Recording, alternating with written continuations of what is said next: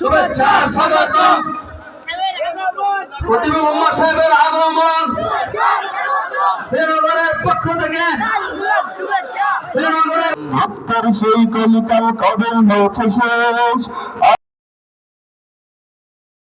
আগের মতো নতজানু হয়ে থাকবে না এই দেশ। দিল্লি নয় ঢাকা, দিল্লি নয় ঢাকা, গোলামীরা আজাদি। হযরত অনেক অনেক রাত হয়ে গেছে আমাদের এলাকায়। আমি চাই আর সঙ্গীত না, আমরা ওনার কাছ থেকে মন ভরে এখন আলোচনা শুনবো। এ পর্যায়ে আপনাদের সম্মুখে ওই মেয়ে এখানে আমি আমার নাম আছে পোস্টারে গাইছি যে এটাই তো বেশি। আমি তো আসছি এমনি দোয়া নেওয়ার আশায় সংক্ষিপ্ত আলোচনার নিয়তে হাজির হয়েছি। কোরআনে হাকিমের এক আয়াতে কারিমা, নবীজির হাদিস থেকে একটু হাদিসের অংশ পড়েছে।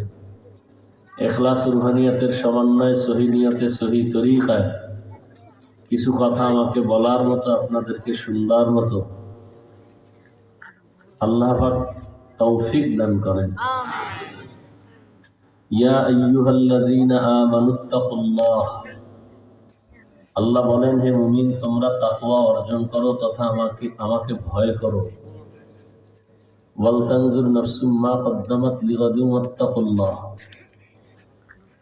এবং তুমি খুব ধ্যান খেয়ালের সাথে নজর করো, খেয়াল করো তোমার আরেকটা জিন্দেগি আছে তোমার সামনে, সে জিন্দেগির জন্য কি অর্জন করেছো। আবারও আল্লাহ বলেন, আত্তাকুল্লাহ, আমাকে ভয় করো। ইন্নাল্লাহা খাবীরুম বিমা তা'মালুন, আল্লাহ বলেন, নিশ্চয়ই আমি আল্লাহ তোমাদের সমস্ত কৃতকর্মের খবর অগ্রিম জানি। তাকুন আবাদান নাস, নিষিদ্ধ জিনিস থেকে, আল্লাহর নিষিদ্ধ জিনিস থেকে তোমরা বেঁচে থাকো, তো আল্লাহর মর্যাদা, আল্লাহ তোমাদের মর্যাদা বান্দার মধ্যে বাড়ায় দেবে। দুনিয়াতে আল্লাহ পাঠিয়েছেন, আবার একদিন চলে যেতে হবে, আল্লাহ নিয়ে যাবেন। আমাদের ইচ্ছায় আসি না, ইচ্ছায় যাওয়াও যাবে না। আমরা আসি না, আমাদেরকে পাঠানো হয়েছে।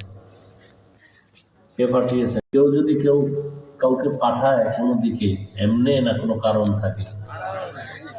আল্লাহ যেহেতু আমাদেরকে পাঠিয়েছেন, আওয়াজ হয় কেন? সাউন্ডটা ঠিক করবো না, নয়েজ আসে কেন?